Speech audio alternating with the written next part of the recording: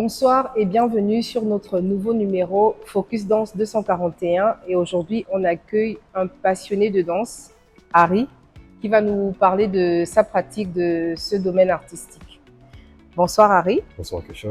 Merci de participer à Focus Danse 241 et d'accepter de nous parler de ta pratique de la danse. Je vous prie. Alors, moi, je sais que tu es quelqu'un, en tout cas, qu'on voit beaucoup dans l'environnement de la danse, qui participe à beaucoup d'ateliers. En tout cas, à chaque fois qu'il y a un événement de danse, tu es là. D'ailleurs, tu as gagné plein de battles. Tu fais du hip-hop, on va dire l'un de nos meilleurs danseurs hip-hop. Et en fait, j'ai envie de savoir, déjà, est-ce que tu peux te présenter? Bon. Shalom, shalom. Moi, c'est Harry Dabest, aka le Léviathan. Let's go. J'ai besoin de savoir, est-ce que tu as toujours considéré la danse comme une simple passion ou bien tu aurais voulu en faire un métier et que par défaut, tu t'es retrouvé à faire autre chose? Est-ce que tu aurais voulu te professionnaliser? Alors, à la base, la danse, c'était une activité que je faisais, on va dire, le week-end. C'était le week-end après les semaines d'école. Je faisais ça le samedi, le dimanche. Et après, j'ai eu la chance de rencontrer, de travailler avec pas mal de professionnels. D'accord. Et mon rapport à la danse a complètement changé. Complètement changé. Bon. Même si c'est vrai qu'aujourd'hui, mon activité principale, c'est pas la danse, mais je m'accroche comme je peux et je continue à venir prendre des ateliers, des formations, tout ce que je peux avoir pour m'aider à me professionnaliser un peu. D'accord. Et qu'est-ce qui fait aujourd'hui que, parce qu'on connaît aussi beaucoup de gens qui ont été dans la danse et qui ont complètement abandonné pour s'adonner à d'autres activités professionnelles. Est-ce que pour toi, il faut pratiquer la danse seulement quand on est professionnel ou bien qu'il y a la possibilité quand même de le faire quand on est seulement un passionné?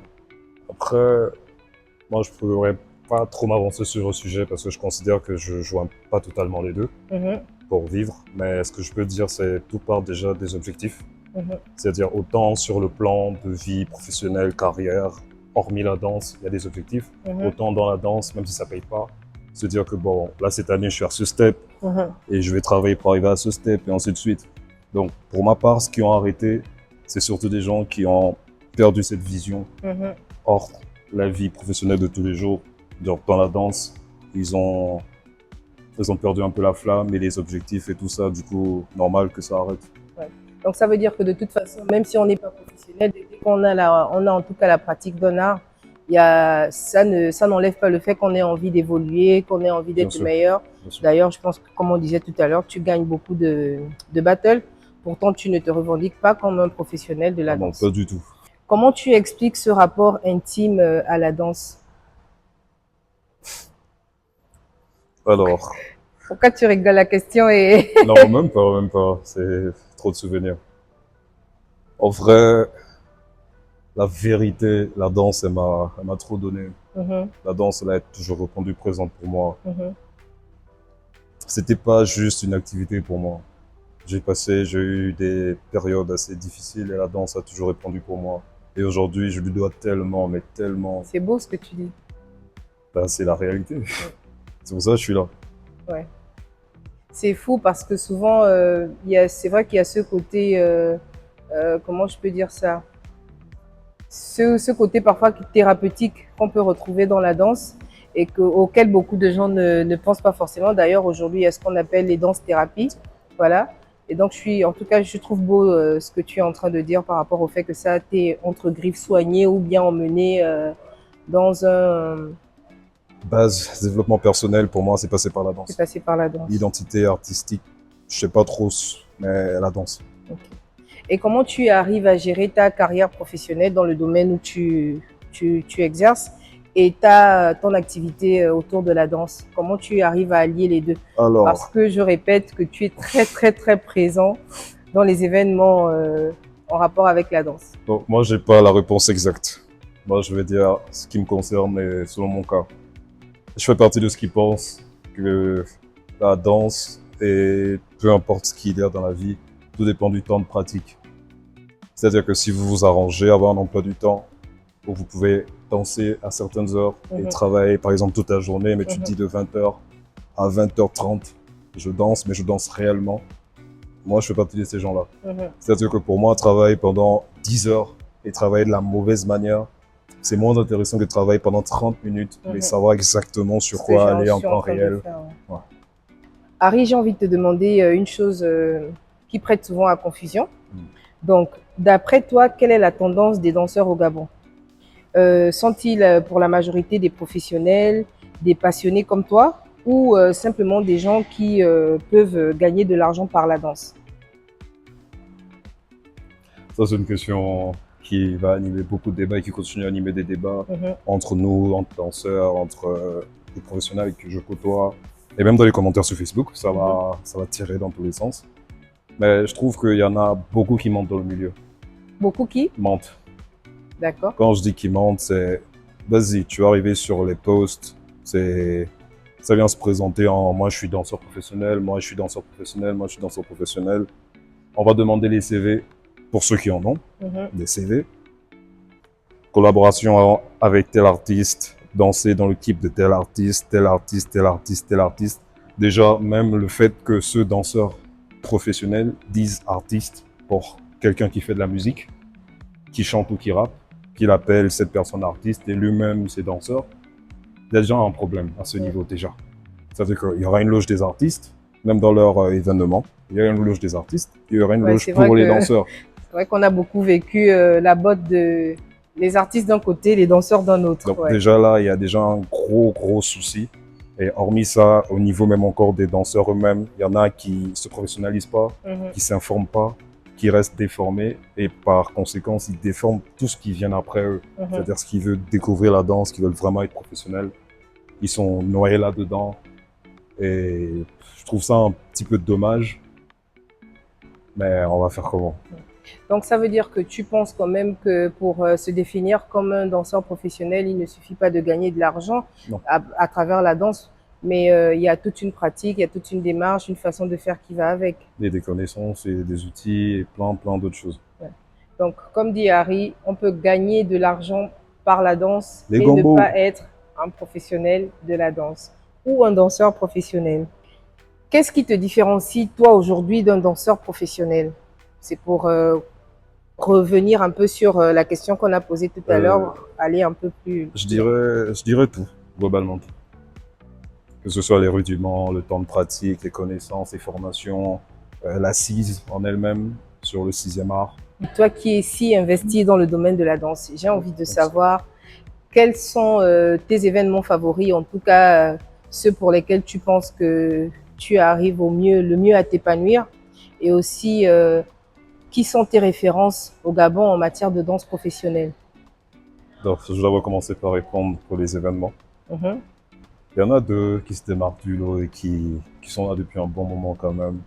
Et à travers ces événements, il y a beaucoup de choses qui s'apprennent, beaucoup d'expériences, beaucoup d'échanges. Et ce sont les événements où je peux dire que je veux plus gagner en apprentissage et en expérience aussi. Donc, je vais faire le top 2 puisqu'il n'y en a que 2. Dans mes préférés, il n'y en a que 2. Ouais, pour moi. C'est pas pour moi, c'est pour tout le monde. Il n'y en a que 2. Déjà, il y a le truc, ça prend comment? Un événement c'est un battle là. Non, mais c'est un battle là. Attends, ça prend comment? Tu fais exprès là. Alors ici, c'est gymnase de rue. Un truc comme ça. Voilà, c'est ça, je crois que c'est ça. G2R. Le G2R. Voilà, c'est ça là. Oh. Battle de Dieu. Pour lequel tu as d'ailleurs été champion. Combien de fois? Moi, j'ai gagné ça. Oui, tu as gagné le battle. C'est faux. Il fait genre. C'est faux. Tu as gagné le battle, le G2R combien de fois? Une fois. Une fois en hip-hop. On m'a bastonné, tantine. C'est le battle de Dieu. C'est comme ça les battles en fait. Tu viens, aujourd'hui on te frappe, demain tu gagnes. Non, là-bas c'était tous les jours. C'est la magie du battle. Donc il y a le G2R pour ce qui est de l'intensité, vraiment tout ce qu'il y a de sincérité. Les danseurs ils viennent, ils performent, ils se donnent et il n'y a pas ce truc de jouer un rôle. Tout le monde est là, tout le monde se représente, tout le monde dit qui il est. Et c'est celui qui s'affirme le mieux qui l'emporte. Et il y a un autre petit festival là, un truc international de danse de Libreville là. Le Fésidal, c'est pas parce que je porte le t-shirt. Hein. Ah ouais, non, c'est même ça là, je sais même pas que c'était ça, c'est ça. Je pense que tu portais mon. Voilà, Fésidal représente. Ouais, ça c'est banger. Il y a des intervenants de l'extérieur. déjà les périodes de formation, les ateliers. C'est mai, juin, juillet. C'est entre les 3 mois, la retenue. C'est toujours entre les 3 là. G2A, c'est décembre. Merci de Retenez. faire la communication Voilà. pour le Fésidal. Massivement. On vous attend. On va t'embaucher. Je signe. Ok. En ce qui est de mes références de danseurs au Gabon, les exemples, ça tombe bien parce que de toute façon, j'allais faire big up à la fin. Donc, number one. Non, il n'y aura pas de number one. C'est tous au même niveau. Ouais, il n'y a pas de... Drew, UD représente C'est qui? Bax, T'as dit qui? Pharrell. Drew. Andrew? Andrew, Mais yeah. Andrew, il danse plus. Certes, mais ça reste une référence pour moi. Le Non, passé, mais on a dit référence en matière de danse professionnelle. Andrew, il ne danse plus. Je comprends le fait que ce soit une référence. bien sûr, pour porter toi, le parce que pays c'est quelqu'un jusqu'à avec ce qui tu niveau, as bien travaillé, sûr. Porter le drapeau, amener le Gabon jusqu'à ce niveau-là quand même. Avant, il n'y en avait pas. Un peu dommage. Un peu dommage. Si je dis Drew, c'est que je dis Pharrell. Ah, c'est une phrase de DJ Dividas. Pharrell, et Pharrell qui était un danseur et qui nous a Au clou les amis, au clou les amis. Pharrell qui nous a complètement zappé et qui est maintenant un très très très bon DJ et d'ailleurs qui continue de nous aider quand on a nos événements de danse, il vient et c'est lui qui mixe. Non, mais ça, c'est pour ce qui est vraiment des coups de cœur. Maintenant, s'il faut parler d'exemples en temps de professionnalisation, de qui ils sont personnellement, Ibax, number one, you know. HP, Ibax, dédicace. Je vais te fumer. HP, Ibax, tu vois, number one, you know. Et une dame là, à qui appartient le Fésidal. Je pas envie de dire son nom parce qu'elle est trop active dans les commentaires. Vite, c'est moi, machin. En fait, je vois son dévouement pour son spectacle, etc. Je vois aussi comment Ibax y donne pour nous. Et merci et longue vie à vous. Merci de faire des éloges sur ma personne. Est-ce que tu laisserais ton enfant faire une carrière dans la danse s'il le souhaitait? Bien sûr. Même tous s'ils veulent. Juste, j'aurais une seule condition et un truc sur lequel je serai tout le temps sur leur dos. C'est s'ils veulent faire carrière, que ce soit la danse, peu importe, mais qu'ils le fassent vraiment. Vraiment. Qu'ils se donnent les moyens et qu'ils ne lésinent pas sur ce qu'il y a à sacrifier. D'accord. Et on arrive à la fin de notre entretien. Harry, si tu as un mot de fin. Merci. Pour les gens qui nous regardent, pour les danseurs, merci. pour les passionnés de danse comme toi. Merci. Bon, déjà, merci à l'argent de danse. C'est pas l'argent de danse, c'est l'argent de danse. On va penser qu'on a trop le gain là-bas alors qu'il n'y a rien, il y a R. Merci à l'agence de danse pour tout. Franchement, pour tout, que ce soit les formations, etc., la com, les publicités, les occasions à saisir, tout, merci. Franchement. Et pour ce qui débute la danse, je vais pas dire ce qui débute, ce qui regarde plus la danse sur TikTok, merci de regarder, mais informez-vous un peu plus. Il n'y a pas que l'Ancham. Il n'y a pas que des danseurs de Ncham. Attention, il ne faut pas chercher les conflits avec l'Ancham. Mais on se tape déjà des Battle All-Style. Donc, on arrive. Mais mine de rien, parce qu'en Battle All-Style, quand ils attrapent en Open, ça va. Et un gros salam à tous mes frérots du hip-hop, de la danse urbaine, mes vieux pères, Lopez. Et merci à vous. Avec plaisir. Et bien de choses à nous. Bien de choses à nous et beaucoup de beaux jours qu'on souhaite pour la danse au Gabon. À jeudi prochain dans le prochain numéro de Focus Danse 241.